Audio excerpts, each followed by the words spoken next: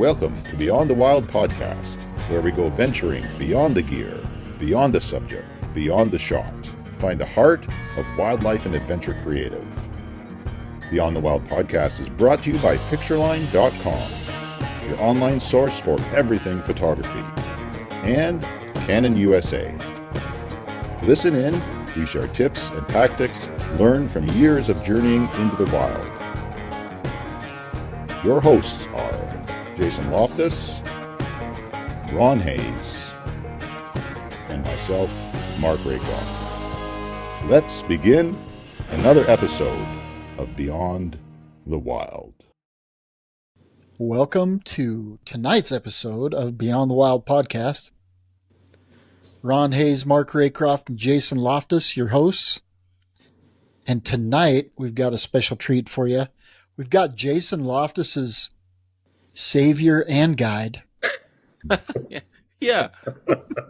We'll let Jason fill in those details here in just a second. But Scott Stone, welcome to the podcast. Welcome back to another conversation, but the first time on Beyond the Wild. Yeah, thank you guys.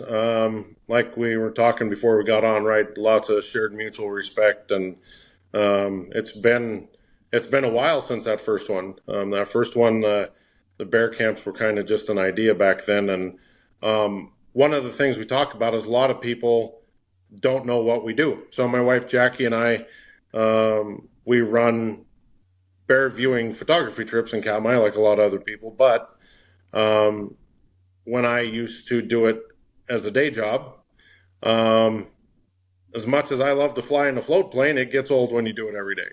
If you were flying it might be different, but we wanted to be boots on the ground and spend as much time with the bears as possible, and that's what camp allows us to do. So in February of last year, we just pulled the trigger and said, let's just jump in. And she's been instrumental in every step of the way. If you check out our website, the scottsstonephotography.com, it's got all the bear viewing info you can imagine, and not just on us. We try and help promote everybody else too. It's got lots of info on the flight services in Kodiak. Lots of information on brown bears, Alaska, bear viewing, the history of bear viewing, and what it takes to get out there. For a lot of people that don't know what we do, camp is not roughing it, but it's not glamping either. It's specifically designed for people to fly out, get almost a full 4 days on the ground with the bears. You get 3 nights. Some camps are 5 and 6 days. It just depends on where we're at. You literally fly in. Everything is taken care of. You don't have to pack anything other than your camera gear and your clothes. You wear your waders and you're good to go. Everybody gets their own 3-person tent. There's the staple air mattresses, pillows, sleeping bags. That's all included. We've got enough Goal Zero charging to run camp for 3 weeks if we don't have any sun. So we do everything we can to make sure everybody can charge all their gear.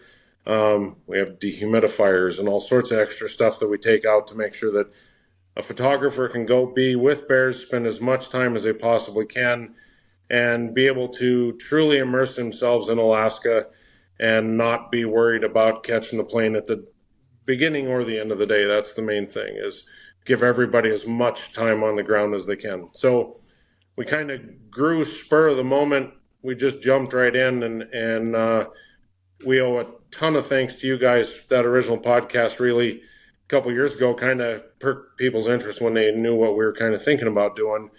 And then I owe a ton to my wife for making me pull the trigger, and we just jumped right in.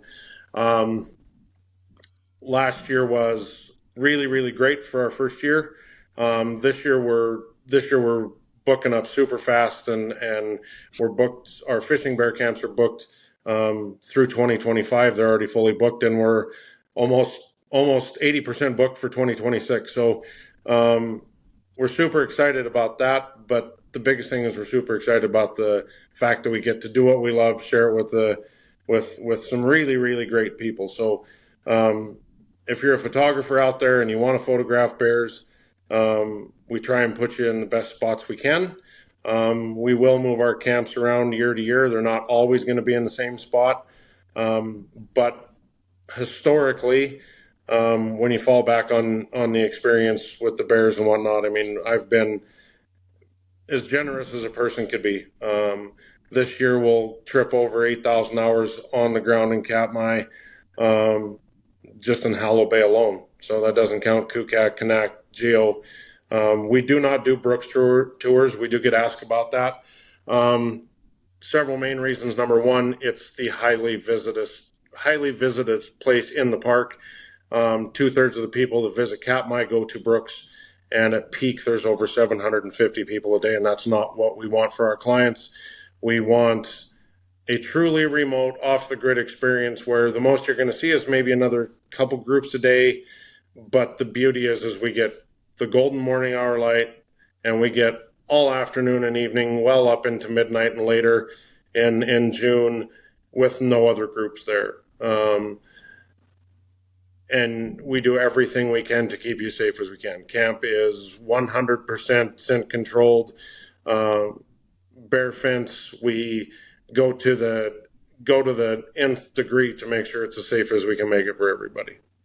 But that's kind of where we are today, as we're getting ready to hammer into the season right now. We're enjoying a little bit of time here home in Montana for about another 10 days, and then off we go. We go to Nome, and then we go to Kodiak, and we're only in Kodiak about 10 days, and then we're off to camp. So our idea of a perfect house is the tent that we get to stay in Katmai for 3 months. That's true happiness right there.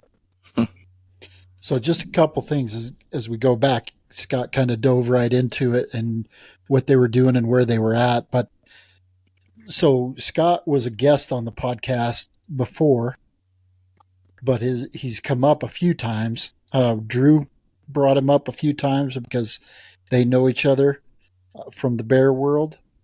But Jason has had 2 experiences. And Jason, speaking of generous, I'm going to go ahead and let you kind of just give the Reader's Digest version of your experience with Scott.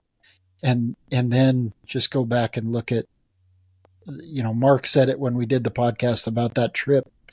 Go back and look at those images, and you'll understand why the intimate type of camp is the way to go if you can swing it. Yeah. Yeah. I mean, it's kind of I kind of joked the other day. I was talking to Scott on the phone, and, it's, it sounds kind of dumb, but when I say it out loud, but I really mean it. It's like, I don't know how you can go through something like I did on that first trip with somebody, and they kind of like basically take care of you. Right. And there's a bond that's built. Right. And I literally look at Scott like a brother. It's weird. I didn't really know Scott before I showed up in Kodiak. I haven't spent a ton of time with Scott outside of Kodiak. Right. But that experience alone, and just as a reminder, it was the COVID trip, right? And everybody's heard about it. Let's listen to the old podcast, and it's just a quick rundown. Flew to Kodiak, was planning on doing 3 day trips with Scott. First day trip in, had a couple days of delay because of weather. First day trip in, about halfway through the day, I just started feeling real bad.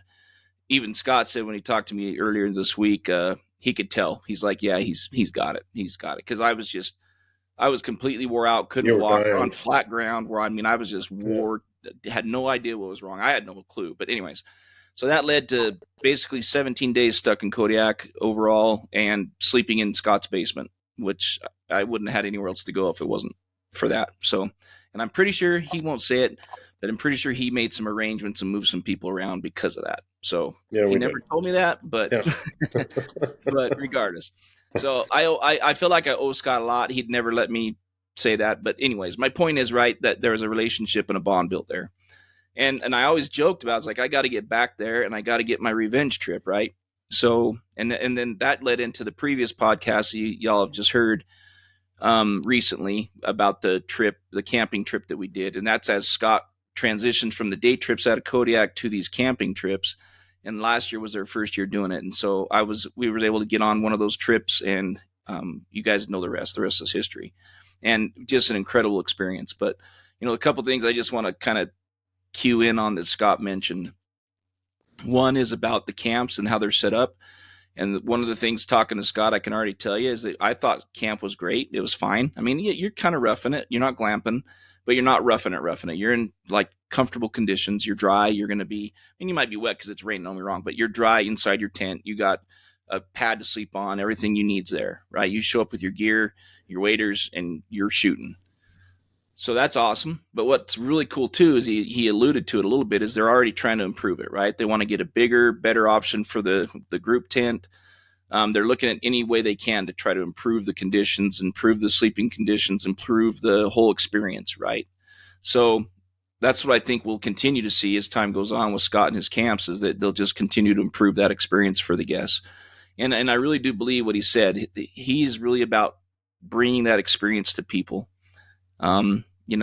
I think Scott's rates are very reasonable for what you're getting. And, he's going to make sure that you have the best experience possible, given whatever the conditions might be. We all know it's Alaska. We don't get to pick our weather conditions. They are what they are. But whatever they are, Scott's going to do whatever he can to make you have the best experience given those conditions.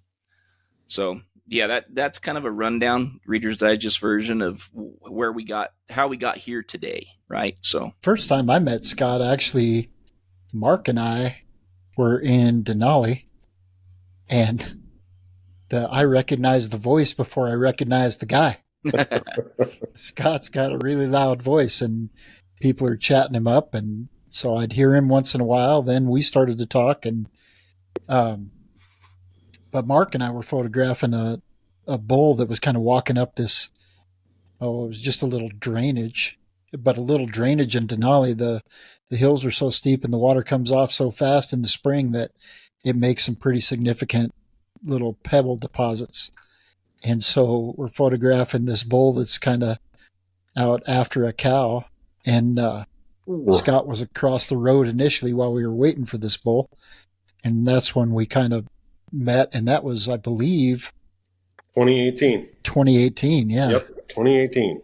Oh, wow. So, but, and then just, back and forth a little bit on social media, and looking forward to having the opportunity to go up and shoot him, shooting with him, especially after seeing what Jason got last year. And I will say, before we get too deep into this, you're going to want to stick around for the whole podcast, because at the end, we've got a little piece of magic, and it kind of goes back to that generosity that we've talked about with Scott already. Do you remember that, Mark? It just dawned on me. I do remember it. I remember, but obviously more clearly last fall, seeing Scott and meeting Jackie in Colorado, which was fantastic. Yeah, absolutely. That was a flying trip for us. Right. Yeah. That was a flying trip for us. You just pivoted. As Murphy's Law would go, right? So Jackie and I decided to leave because we had other places we wanted to get to, and the very next morning is when everybody got the really big show. But that's how it goes. That's photography, right? If we hit a home run every time we went out, we wouldn't go out every time. Well, yes, and actually we just recorded a podcast where we referred to something just like that. There is no guarantee, and you need the failures for the successes to feel 100%. Right? 100%. So I do remember 2018. That was a fantastic trip all around, but again, was a brief time with Scott. So one of these days, months, or years, Scott, I'm looking forward to it. We'll come up and see you in the far north. Right on. Absolutely. Right on. Although I'm often in Alaska too, so who knows? So Scott, you alluded to it already. I'm going to start that over because I kind of choked on my own tongue there for a minute. You alluded to it already, but what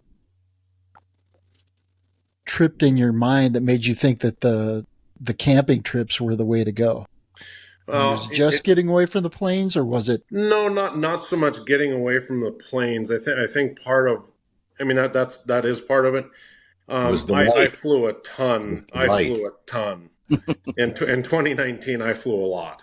And what about the photographic light at the beginning and end of day opportunities? Absolutely right. So you're hitting it right. So the day trips, and I'm not trying to hack on anybody, but if you if you leave Homer or Kodiak in the morning and you fly your hour to an hour and a half over to Katmai, sunrise is at 4:35 in the morning. Sunset might be after midnight. It just depends on what time of year you're getting there, but you are going to miss the good light. You just are. And so that's a huge part, but we still want everybody that has an experience to get on the ground in Katmai to be able to do it.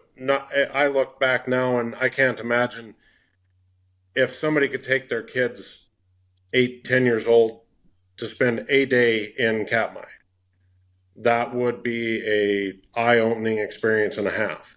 And those are the things like, all of the thoughts you have as a guide flying back and forth in a plane in the world's worst weather, and a couple really not so fun plane rides and some things like that kind of make you want to get out away from it. But the big one, like Mark's saying, is the light, but the time. That's what I used to, I hit it the same way every morning, right?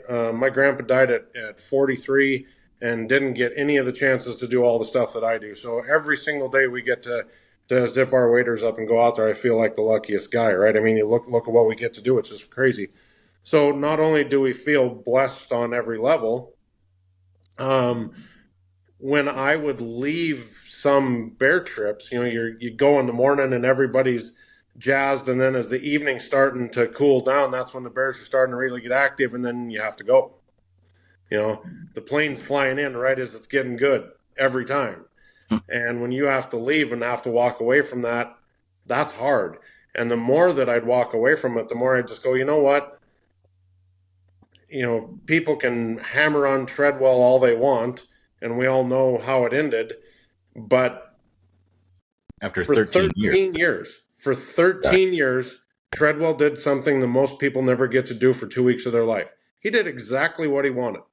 So you can call him crazy, you can do whatever you want, but at the end of the day, he lived by his own rules and got to do what he wanted. Did he make some mistakes that added to his demise? Absolutely.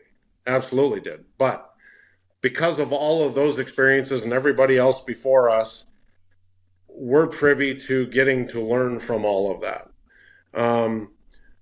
One person that I definitely want to give a huge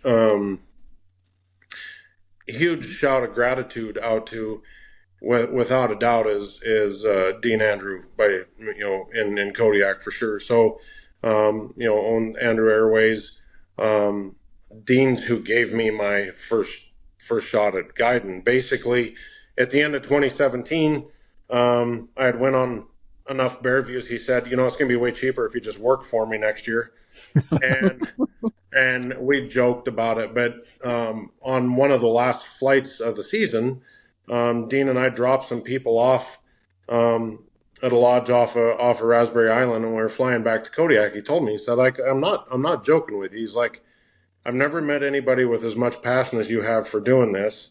And he said, you love it. He said, why don't you just do it? And at that time, I was still running the Air Force and the Coast Guard jobs. And that next summer didn't work out. And then 2019 definitely, is when I got to dive in full time.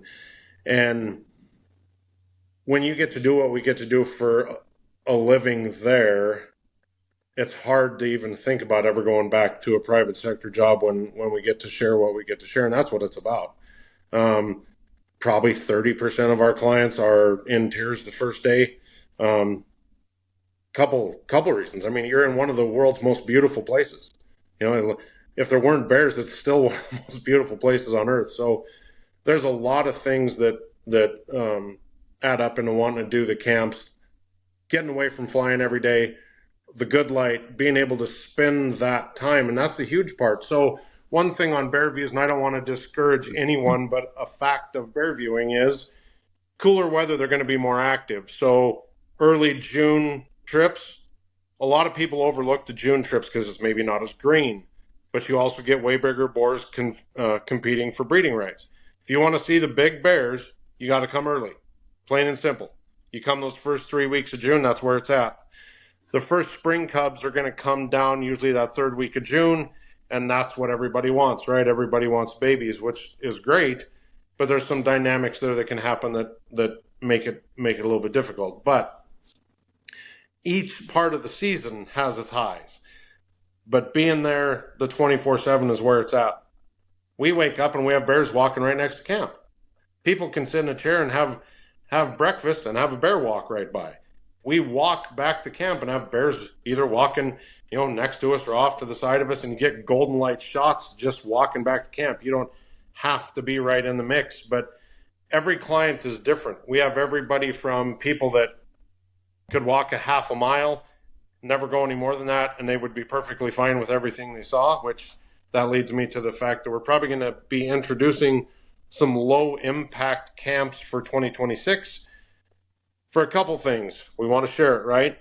Somebody that's not a photographer that wants to bring their folks who are, say, in their late 70s, early 80s, but they want them to see it, right? You can fly into camp. You're going to walk less than a half mile a day, and we're going to put you in spots where you're going to have bears walk right by you. They're still going to get to see bears. We're going to have people that want to hike 20 miles a day. Guess what? We're going to do it. We're going to be up early, and we're going to go kick the world's ass, and we're going to go do it. The one thing we always hold on to, though, like we talk about the weather, right? You can fly through the worst weather getting there. You can sit there and ride out 5-6 inches of rain in a day just getting pounded, and your gear's wet and you're wet and you're soaked and you could be miserable. But the bear gods in the bear world will always reward your patience. Always. That's the one thing that is a common denominator all the way through. If you can be patient, they will give you the world right in the palm of your hand. You just have to wait for it. And that's what having camp gives you. Well, Scott, Yeah. you kind of mentioned it, but we did the math, I think, when we were on our last trip, and it was because it was kind of like, man, we're only here for 4 days, and it's like that, man. And I'll be honest with you, by the end of that 4 days, I was like, oh, okay, I get it. I mean, it's a lot. It really is, because you're up at sunrise and you're down at sunset and you're on your feet most of the day and you're go. And so, I mean, it adds up pretty quick. But I think the thing that's hard for people to grasp is when you're on the ground like that in a camp, you're basically doubling your time every day on the ground that you can get any other way, except for maybe from a boat, right? Yep. And even from a boat, there's a little bit less time you can have. You can probably have about the same with a boat, if we're being honest. But the nice thing about the camp is you literally, I mean, if you're doing the fly-in trips, you're basically doubling the time on the ground. So you could do 8 days fly-in trips, or you could do 4 days in a camp, and you're going to have the same amount of time with the better light, with, like we all have been talking about. So I think that's something that's important for people to understand. But sorry, in addition, Ron. Go ahead, Mark. Oh, is that? We're all here stepping on each other. Sorry, I thought Ron was going to say something. So, well, yeah, I was going to say, aside from the bear viewing, I mean, that obviously is your bread and butter with these campsites. But you've also added another trip this next year, and then there's some potential for some trips that will partner with you on in the future. Tell everybody about the newest trip. Well, we've got a bunch, actually. So we're super blessed in that we're doing more muskox tours in Nome. We've got 2 this fall. We go up for like a personal little getaway every May so we can watch muskox babies and just kind of relax before the season. But we're actually working on a boat-based tour with an operator out of Kodiak that'll be released here shortly. And that's going to be early season. So it'll give people a chance to, if somebody wants a truly one-off experience, we're literally going to push off dock in Kodiak and just go get whatever we can find.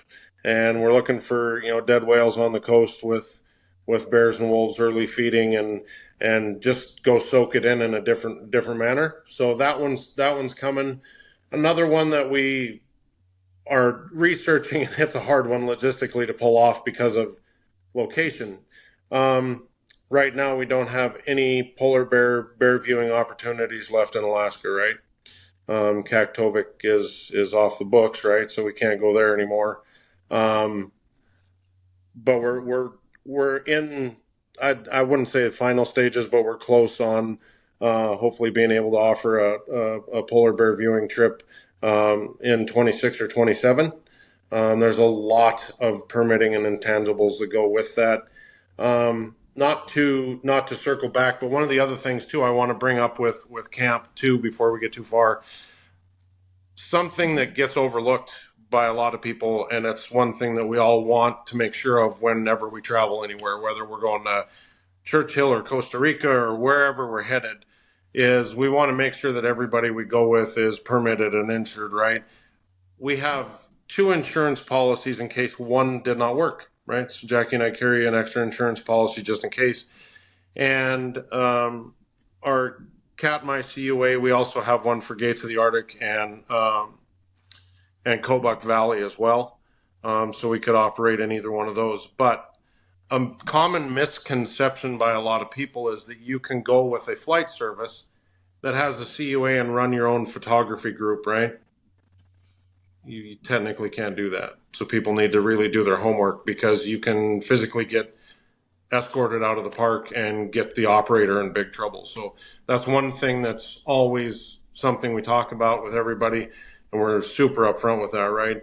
Our CUA is good through this year. Next year, we're going to get a 2-year, which it carries through to 26. But for anybody that would ever want any paperwork behind what we do, we've got it all, and we take great pride in that. And that's why a lot of people are been out of shape when there's people running into the park without the right paperwork. So the liability in a bear viewing situation is huge. So people make light or forget the safety part of it. They, just because they're not hunted in Katmai doesn't mean that they're any less dangerous than another bear.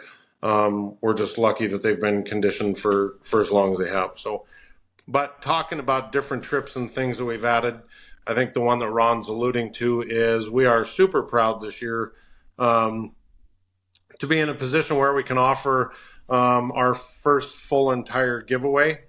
And we're going to do it teaming up with the Beyond the Wild guys.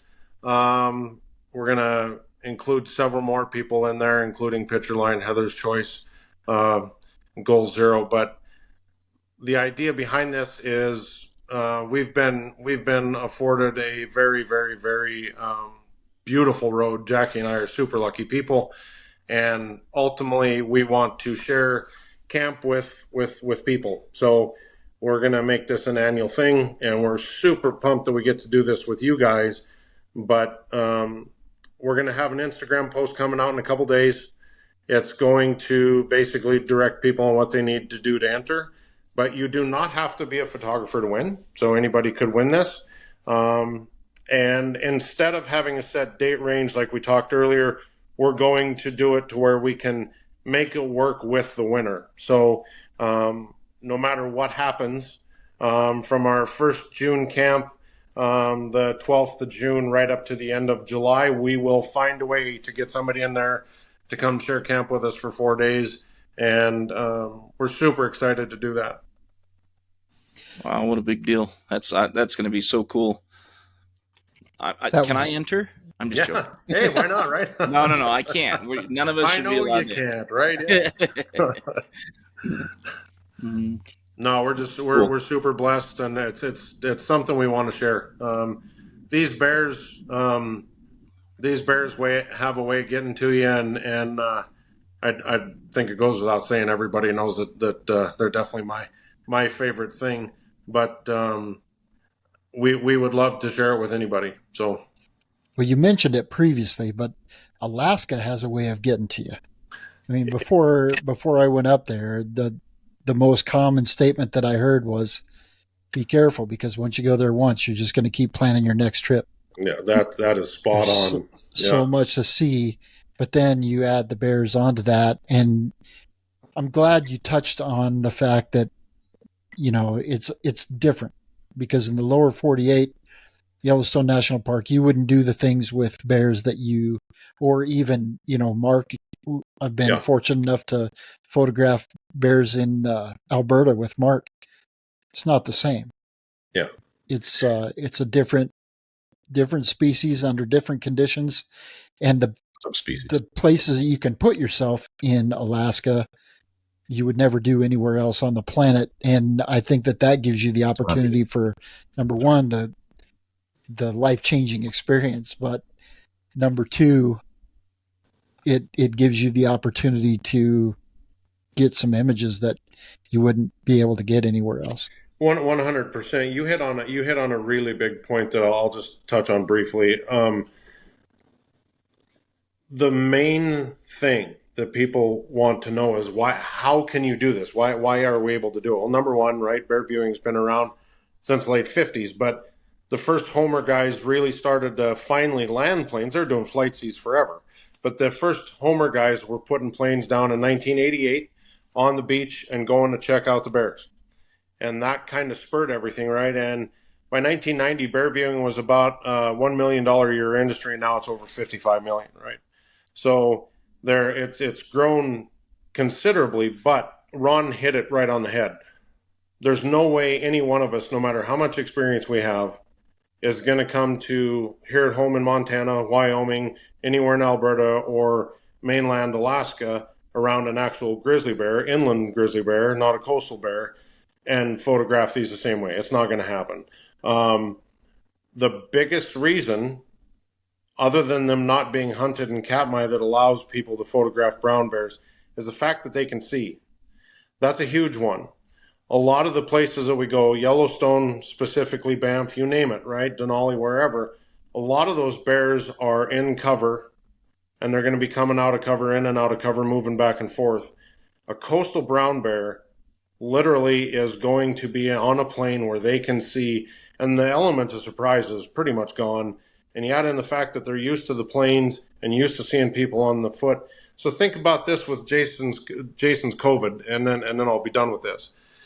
So that year, had the park decided to actually close the park and we couldn't go in, that would have been the first year since the late 50s that a spring crop of cubs would have made it through a year without seeing a human. Oh, wow. Isn't that nuts? That's crazy.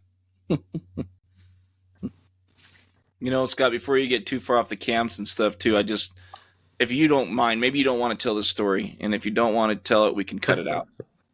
We don't wait, but either way, I think it'd be amazing for Mark and Ron to hear this story. But you kind of gave me a little more insight into one of your last flights from your day trips. That was an insane story and an insane experience. And I know, the risk is always there. Any of us get on an airplane, it doesn't matter what kind of airplane, that risk 100%. is there. But doing those day trips every day like that, there's definitely a little bit higher elevation of risk. And I know that's not why. I mean, we still going to get on those float planes and do what we do, but it's just a crazy story, and it's more of a amazing feat by the pilot as well, right? So it's kind of and it's definitely want to talk about. So I was actually on a trip to where we had to cancel the Katmai because the weather was too bad, but it was still decent enough to get down the south into Kodiak. And the pilot can take them where we're out there at Fraser, right? I don't have to go on those, but I'll go to Fraser once a year just cause, right? I don't want to shortchange Kodiak anyway, but Katmai is where it's at, right? I mean, once you've seen Katmai, everything else is second place. So I went that day, and we had really bad southeast winds, but it still looked good, like we had a good enough window to get in and get out. So we went down, had a decent flight down. Of course, we're going with the wind, right? And when we left when we left Fraser, we had to leave a little bit early because it was getting bad. The winds had kind of shifted westerly and northwesterly, and it was time to go. And it's 45, 50 minutes back, sometimes a little bit more than that. And as we started north, about 20 minutes in, we had to reroute, kind of use the mountains as protection to get out of the wind. And when we were flying down one of the ridges, we were going to go off a heel and then head back north. And when we were flying down one of the ridges, we got hit by a gust of wind that laid the plane over on its side. And you're moving. It didn't just lay it over in the parking lot, right? Yeah. So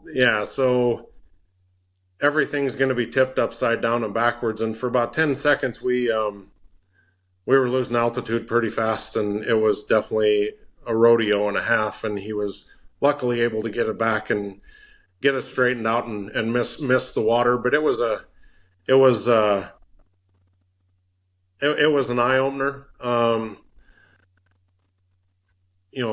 People crying, all sorts of stuff. It wasn't good, and that's the first time that I ever went back at the end of the day when we got home, and I used to just go right out. I'd go from guiding and go out and look for bears, and that night I went in and I just took a shower and I just kind of sat on the couch for a few minutes, and we were about as close to biting the dust as you could get, and it definitely makes you think about things. And luckily for me, I'm not too scared of much, right? I mean, we play with grizzly bears every day, right? But luckily for me, I had a week between my next views, and even when I got in the plane that next time, I mean, it's getting back on the horse type of thing, and those instances, or like a lot of times when we're flying out of southern Katmai coast down a geographic Kanakwa, you're headed right into a northeasterly that can be pretty bad, and it'll buck you around. There's no doubt about it. But a good way to end that is the fact that we still got back to town safe. He pulled it out of a mess for sure. But those guys earn every penny and then some. Kodiak's its own special beast. There's pilots, and then there's those guys. They're a different breed. Well, in here, let's just be clear. I'm sitting here in this story, and we're talking about, hey, come to camp with us. Well, let me tell you this crazy experience about how we almost died. Yeah, right. So, I mean, I need to clarify where I was going with this. The reason I even brought it up is because that's the point I wanted to make, is that the incredible piloting that was done, and Scott's, again, trying to make sure everybody's safe. He's working and trying to make sure we have he has the best pilots available, and that all of those aspects are taken into account. That's, I guess, why I wanted to bring it up. So anytime you're getting on a float plane in Alaska, you're always taking risk. I mean, you can fly over that landscape, you can see plane crashes all over the place. It's not a secret. Everybody knows that, right? Yeah, 100%. It's part of doing business. Yep. Right.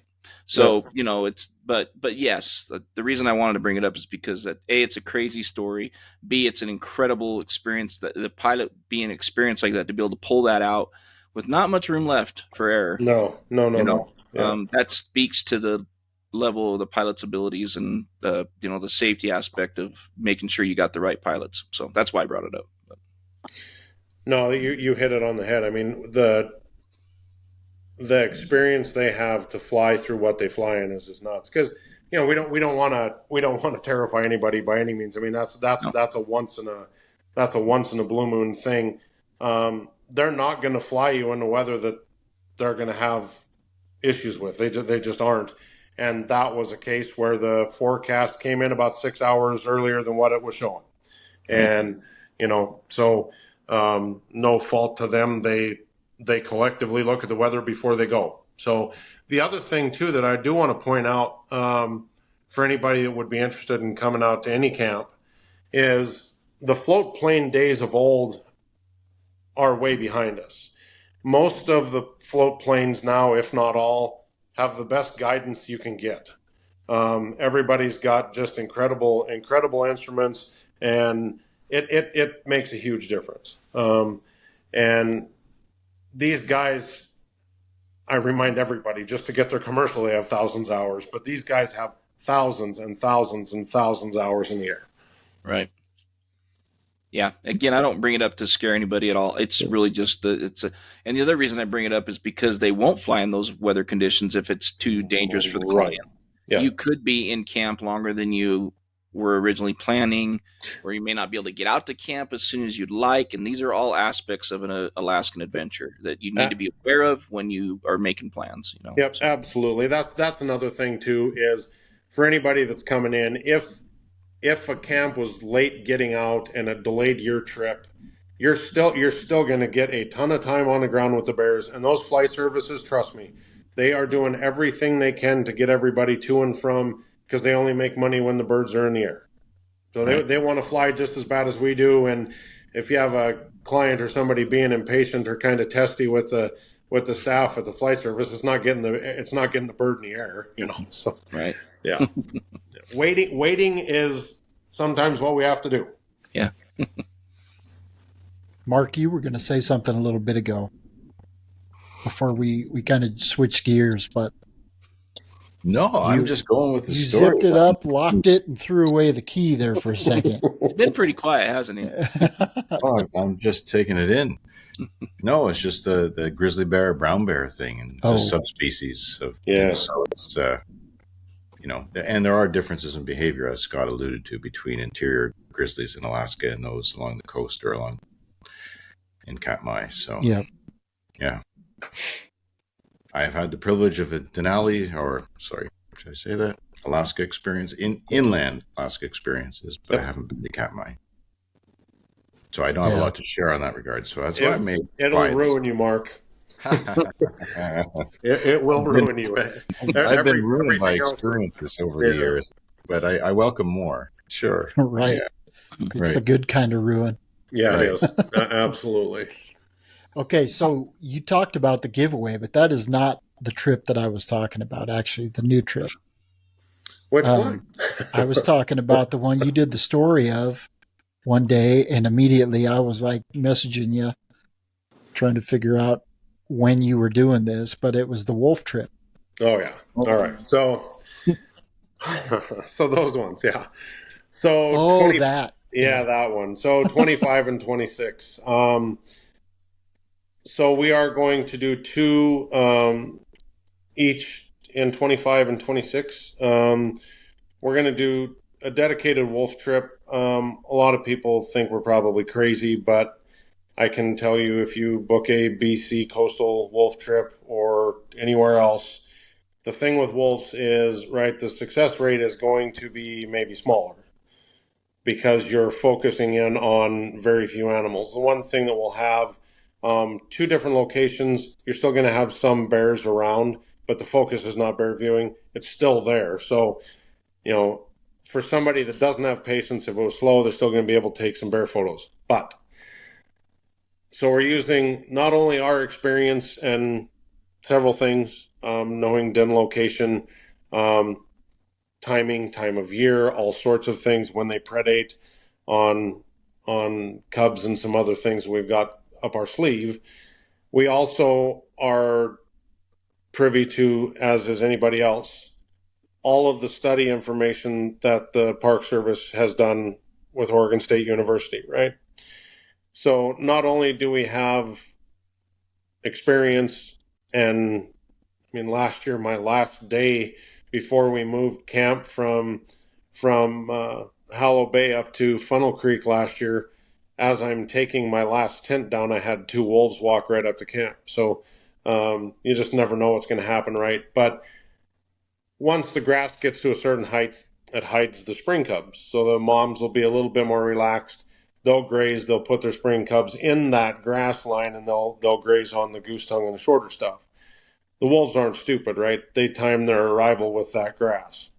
And, wolves are as smart as it gets. But over the last 5 years, we've been blessed to not only see where they den, but spend many days where I'll ask my group right off the bat in the morning, especially if it's a group that, maybe past clients or something. I'm like, do you guys want to see wolves today, or do you want to see bears? That's pretty much an easy answer.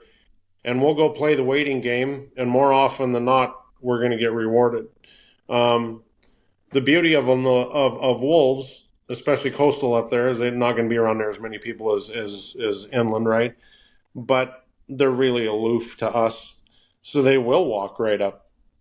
They'll walk up within 10 yards, no big deal, and you can sit there with a 70 to 200 and get something. The difference between a wolf and the bear trip, right? The bear trips, you're going to fly in, you're going to see bears right there. And a handful of mornings, you're going to see the wolves out off the coast with the bears too. But you automatically know when you land the plane, you're going to get close to those bears. Wolves are a completely different approach.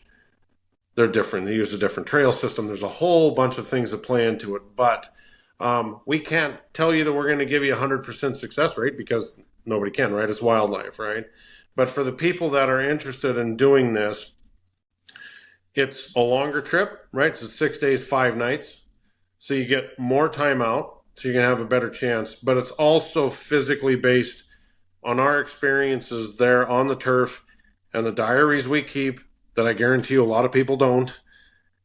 I can go back through every day that I've guided in Katmai since I've ever set foot there and tell you what bears we saw, where we saw the wolves, what they were doing. And that's what we're going to go with is experience. We're armed with tons of biologist information. And due to obvious conflicts of interest, we cannot have a staffed biologist that works for the Park Service, right? They cannot do that. But they can share all of their information with us. So that's the beauty. There's a lot of information from the studies over the last 3 or 4 years in Katmai that allude to diet and other things. So from personal experience, for anybody that wants to know, when there are sows with spring cubs, especially little guys, the wolves, I don't care what you read, some people are going to argue with us.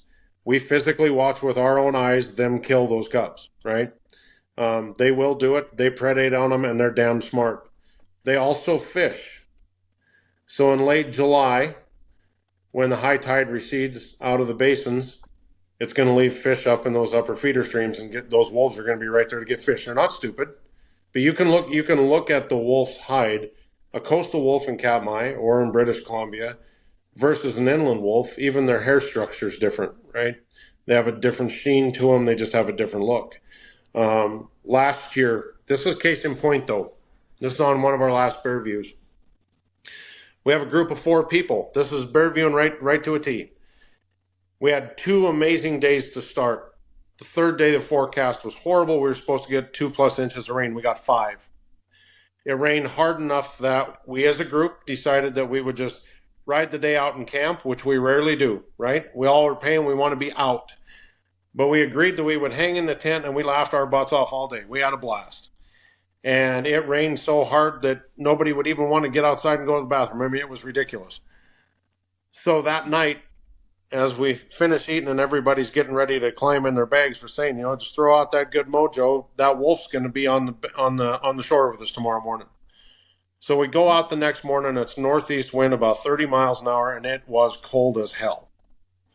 July 29th. Cold, right? Felt like snow. So we go out and we get everybody ready to rock, and we go out there and we set up way out in front of this sow with these cubs. And just like a football field, I tell everybody, right? You set up at the 50 and you let them come to you. You never go to them, let them do their thing. So we set up, and she puts on a show for us for 45 minutes. Just amazing with her babies, And everybody was cold. There's people with tears in their eyes and they're fighting. And I said, it's your guys' trip. We can go over there a half mile and get behind that rock and warm up. But if we do that, we lose the chance that a wolf might come out here and have an interaction with these cubs. What do you think they said? They're not going in. They want to stay. So we stay there. And about 2-3 minutes later, Jackie put her hand on my shoulder and she said, the wolf's looking at us right there. And like out of thin air, that wolf just walked straight out and gave us 10 minutes of just unbelievable magic of interaction with that sow and those 4 cubs. Wolf trips take more patience. If you're not a patient person, it's going to be hard for you. We're going to have times where we might only walk 1.5 miles from camp, and we might set up and wait the entire day. You might have bears moving around behind you or maybe in front of you or whatnot, but we might go 3 or 4 days and not see anything. But it's like anything in wildlife. If you want that thing looking straight down the barrel of your lens, like we had an amazing trip in 21, 3 wolves, 10 yards on the driftwood, came up, checked us out for 10 minutes. One of them laid down. The other 2 got up, went and laid somewhere else. We've seen amazing stuff. We've seen wolves chase a brown bear, 3-year-old brown bear, right up a tree. And that whole brown bears or grizzlies can't climb trees thing, we all know that's a load of crap. That was cool to watch. But the interactions they're historically there. They have a food source. We're going to do everything we can to put you in the best chance we can give you to get to see them. So there's 2 of those, 2 next year and 2 in 26. Awesome.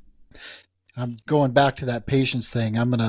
My new favorite quote Mark and I just had a conversation, and it may come out, depending on timing, it may come out before or after this, but you know Tim Irvin. Yeah, absolutely.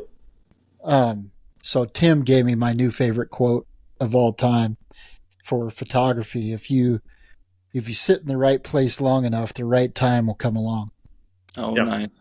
Yep, 100%. And it was that one hit me between the eyes, because so often we have what we want in our head, but most of us aren't patient enough to wait it out and get to the point where it transpires. Yep. No, exactly. You hit it on the head. I think well, one of the things Tim did. I'm not going to take credit for that. Yeah, we'll see Tim again in September. We're excited to get back there. That'll be fun. But that's exactly right. We talk about it all the time. I know we've talked about it amongst each other. How many times do you have the scene, the place, the timing, and the light, and you just don't have the patience to wait for the animal, or you do your research and you put yourself where you need to be, but you leave a day early or whatever, right? And those are the hard parts with everything we do.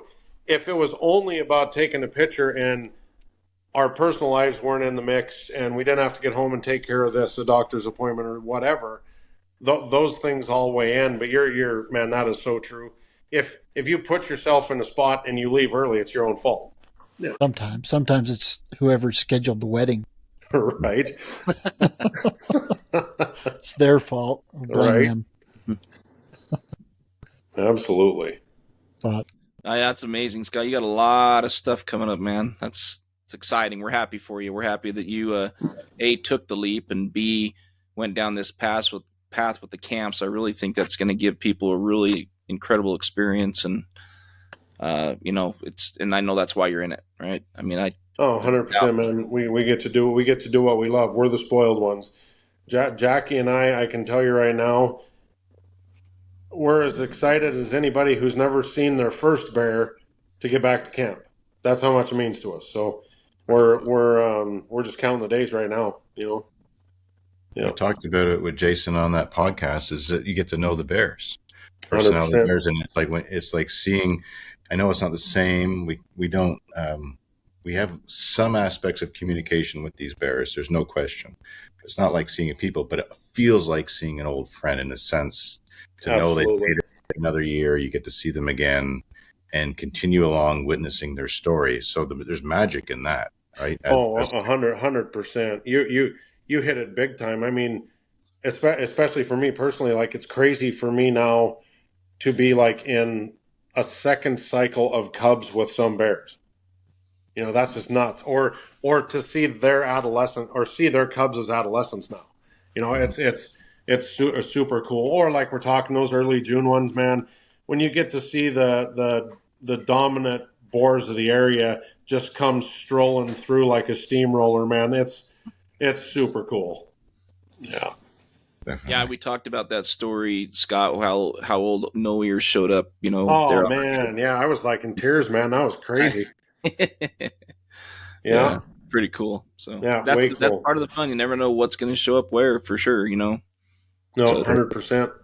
One of the things that's important too. I know we got lots of stuff to cover, but one of the things that's important for Jackie and I always to put out there, right?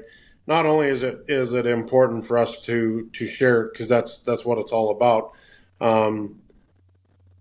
We're surrounded by some insanely good people, guys. I mean, you guys, the flight services in Kodiak, the people that do their schedules and deal with the weather they deal with and make it happen. There's just some special people all the way around. And the one thing that I am always, it's important to me to put out there is a lot of people, like I was talking about if you have to wait a little bit longer in the flight service office than you want, it can be an inconvenience, right? Everyone that we work with in Alaska, I guarantee, wants you to have as good a time as anyone. And that's huge, because a lot of places aren't like that. But that's the honest to God truth. It might take, the weather might kick our butts or this, that, or the other, or whatever. But I guarantee everybody in Alaska wants you to truly see the best of it. And that doesn't exist in a lot of places. Yeah. Mark, you were going to say something.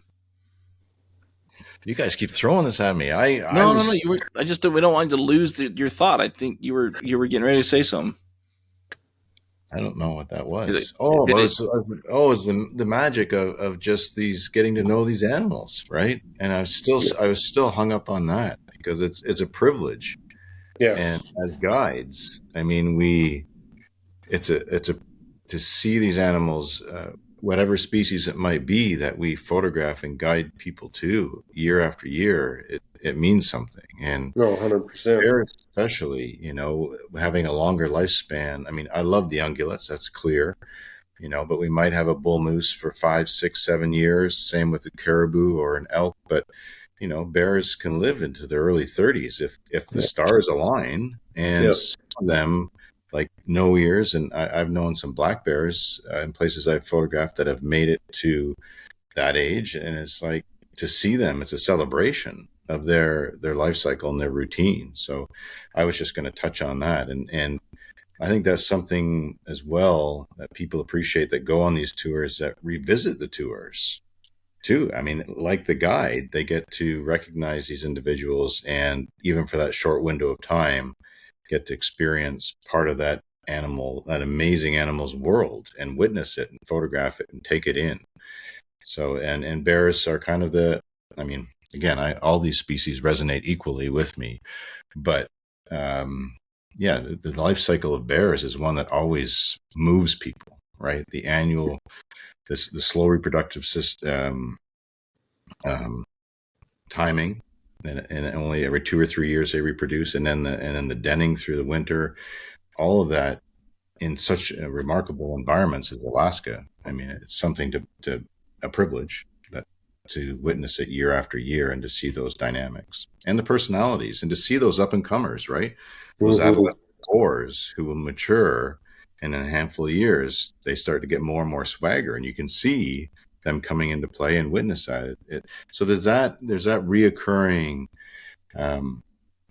reward for the observation and time spent in the field. So I'm just feeling that from what Scott's saying, and it's something that I know, Jason, with your trip back, to see some of the same bears will be pretty amazing. And number one, I can't wait to go. Mm-hmm. Number one, I can't wait to get back to Alaska. But can't wait to get out there on a camping trip, and number one, enjoy it. Number two, I've been to Lake Clark, done that, been on day trips, done that. Lake Clark it's incredible, but you're sleeping in a nice, comfortable bed every night. It doesn't feel like what it should. And it's pretty cushy. It's a great trip, but it's pretty cushy.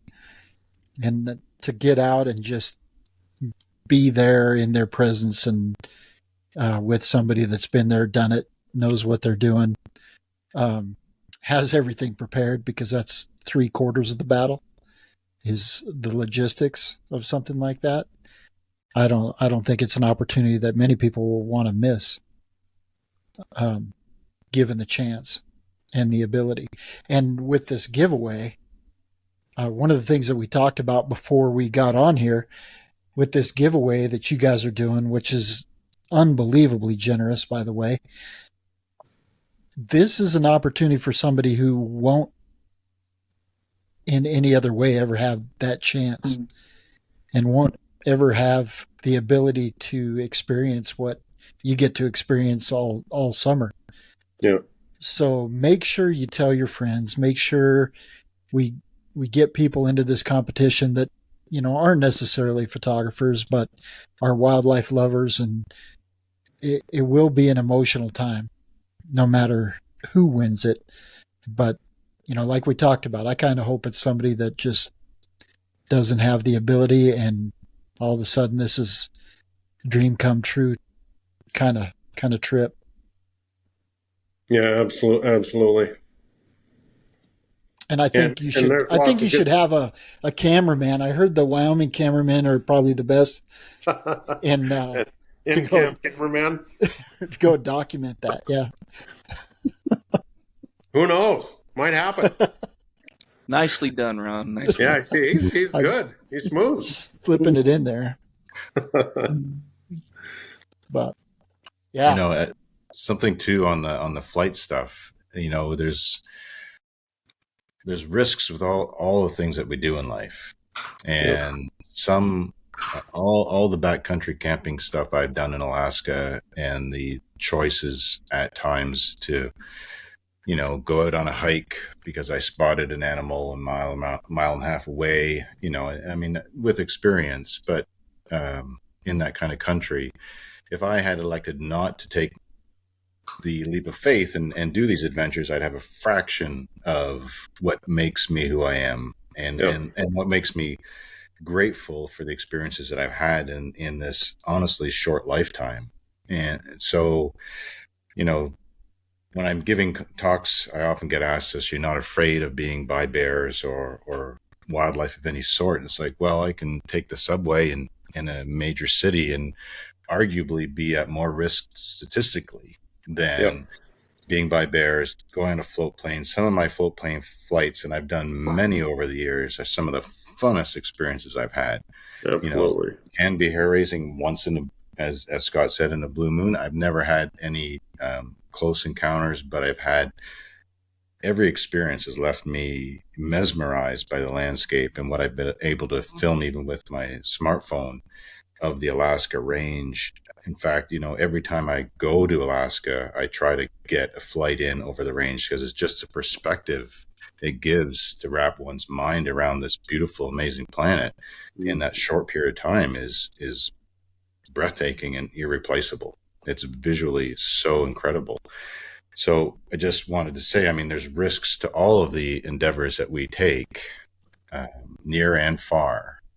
But for those that are able to embrace adventure, I mean, I go personally, it's been so fulfilling as a wildlife photographer and biologist in the field time.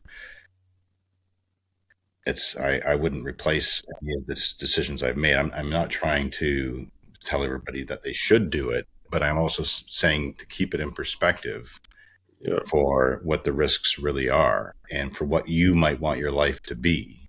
And these trips for any nature lover, whatever it might be. And in this case, talking with Scott today with coastal brown bears, if that's on your bucket list, then, again, risks are there, but we all take risks every day. Life is short, right? You hit on a big one. So we have a way greater chance of being killed by a dog or a cow, right? We had a client last year who literally, I wish I could tell this story to every person. Young 20s. She'd been homeschooled her whole life. She had extreme social anxiety, to the point where she never got her hair cut. Right? Wouldn't go out and get her haircut. Scared of everything. Scared to death of getting in a float plane. Even worse, scared of bears, right? She was on that exact trip I talked about where we had the wolf interaction with the 4 cubs. Those 4 days, she absolutely jumped in and just soaked it all in. And one of the favorite people we've ever met. I mean, absolutely faced every fear that she could possibly have thrown at her and came out of it just absolutely strong as an ox, But you hit it. You're right. Do you want to die getting hit by a bus at Starbucks, or do you want to go live your life? Yeah. Well, I almost got hit by a truck this winter. It was in the snowstorm. No, it was just fluke. It's total fluke. Yeah. If I had been 5 seconds or even 3 seconds ahead in my walking, it would have happened. You just don't know. Yep. Right. And for years, I took my dad on black bear trips. Initially, he was very timid of black bears, but it changed his life. After even just a couple of years, he loved black bears. He couldn't wait for our next trip to go and to sit and have black bears walk around. Yeah. And I know it's the same kind of feeling with the coastal brown bears.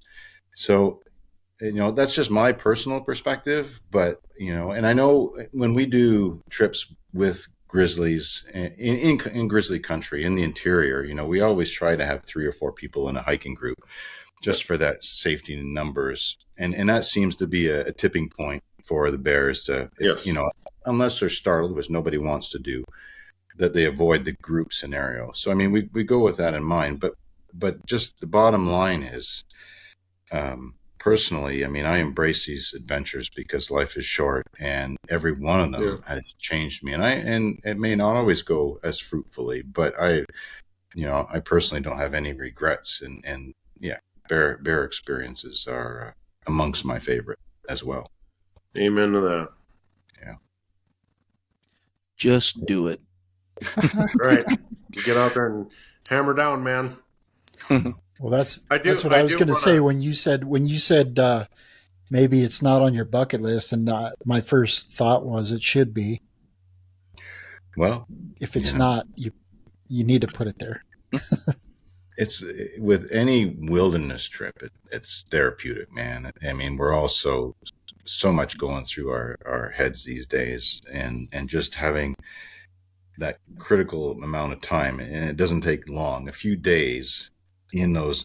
I mean, we're already setting ourselves up to relax and chill out, right? We're going on something that we're excited about experiencing, but then you get out there and it's so, I mean, I'm embarrassed to say this. I would love to spend, and maybe it'll come, but far more. I spend a lot of time in the wild, but I also spend a lot of time at the computer, right? As with this job. And it's, when you get out there, it's like, yeah, this is what life is really about, right? All the elements are there, and you're in the elements, and your senses, you're in the present. And I've preached on that before. I mean, present tense is our healthiest state of mind, with whatever's going on around us, wildlife, friends, what it might be. But those elements make people be in the present, right? It's real. Everything out there is what this world is real about, not with our brick, stone, foundations around us. And there's so much life to experience. The bears are one element, but so many other things are going on around. That's just wonderful as well. That's not just that highlight. You don't know what else will happen. So, I mean, we're going to start this episode. We might save it for another time, making animal calls, but even ptarmigan, right? In Alaska or Newfoundland or wherever we might be. I mean, ptarmigan are fun little dudes. Walking around, and you talk to them and they look at you. It's like, no, I'm not a ptarmigan, but it's fun. You just don't know what's going to happen. So, I mean, the bears are the highlight in this case with Scott. But, I mean, being out there is holistic, man. It's what this planet is and what it's meant to be. Yeah, 100%. That's too funny you said that, Mark. I real fast have to mention it. I think we mentioned it on the other podcast, but the morning we woke up in camp and we were in apparently the area where the ptarmigan like to be. Yeah. And I'd never heard them like that before. And I literally was laying in my tent going, did aliens land or what is going on? It was amazing. It was fun. But yeah, they're awesome. Yeah, they are. And all that's fun too, right? You never know. You never know what's going to pop up. I mean, anywhere out there, you could have anything pop up. It's just insane what could happen. So live life. 100%. Well, make sure you keep your eyes out for Scott's page. We'll post it on Beyond the Wild, not only the website, but also Instagram. Picture Line, we'll have it posted with Picture Line as well. Hopefully do an email blast through them. But make sure you're paying attention. And again, don't keep this to yourself. This is an opportunity for somebody to have a trip of a lifetime and not cost them anything except probably getting to Anchorage. But it's a great opportunity. It's a very generous offer, and nobody will regret it if you're the winner. But guys, we're proud to do it with you guys. Yeah, thank you very much, and please thank Jackie as well. Absolutely, because I know she's she's the wheels, deep involved in it. So thanks. It's been great to reconnect. Yeah, thanks for coming on. Absolutely, guys. All right. Well, just thank you, Scott, for your time, for your stories, and you can feel it, man. Alaska is one of my favorite places on this planet, and can't wait to get back there this year. You can follow. Well, right. Well, it's been the longest I've ever not been in Alaska. I've been there 15 times, I think, and because of COVID and a couple of other variables, I was supposed to go 2 years ago and then got COVID at the beginning of September, shut that down. Anyway, back on the books, and a favorite place to be because it has. I mean, I have many places I love on planet Earth to travel to, and I'm sure many I haven't experienced. But Alaska is its own unique experience and its own energy. At least that's what I've found, and what keeps drawing me back, and just the variety of wildlife as well, various species there. That's amazing. So make sure to check us out on our website at beyondthewildpodcast.com. Follow us on Instagram for any updates on this or any other matters at hand. And you can watch this episode as well on YouTube, and make sure to subscribe there, and so you'll be and to click the bell if you want to be notified as future podcasts come out as well. We appreciate all of your support. Keep sending questions in. We're building episodes around listener questions as well. We will feature your name or mention it on with your question. So be aware of that when you send us information in, and continue to ask questions or comments or anything else along those lines on any of our platforms. Send us a DM, and we appreciate your time and support. Thanks, guys. As always, it's been great to see you today. We'll see you again in 2 weeks or less. You can follow both Jackie and I on Instagram. I'm @stone_images, and then Jackie's AK Real Girl. It's in my header as well. Our website, though, with all of the camp information is scottsstonephotography.com. And if you go to the tours and book now tabs, there's all the information on the camps. And then at the bottom of the site, if you go to the resources tabs, there's all sorts of information that people could just learn everything they need to know about bear viewing, packing lists, information on Kodiak, you name it, what to expect in camp, all of those things, people we recommend. There are links to everything right down to the waders and everything we wear. So we've got all that on the site. But again, scottsstonephotography.com. If you need anything question-wise, reach out, Instagram. My email is scottstonephoto@gmail.com. And the other one is last October 19th, I had my Facebook page hacked, and all those 14,000 followers have been without anything for a while. So I promised everybody before we go to camp that we're going to start a new page, because we've went through everything you can with Meta, and we're not getting the other one back. So that said, we'll start a new Facebook page here shortly. But if you have any questions whatsoever, you go to scottsstonephotography.com or alaskabearcamps.com, and it's going to take you right to us. So that's where we're at, guys. Awesome. Yeah, and we'll have images in the show notes on our website as well, and Scott's links too. So thanks for throwing that in. Thank you, gentlemen.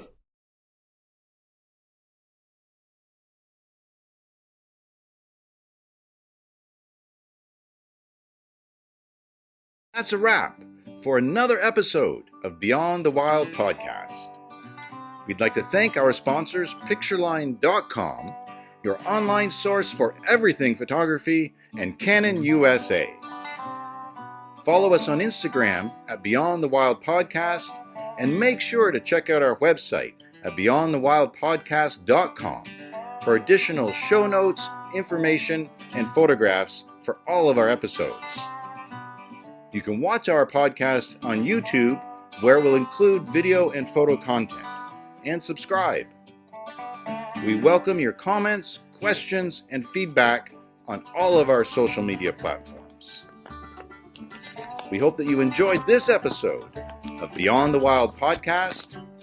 Until next time, embrace adventure in the great outdoors with a camera in hand.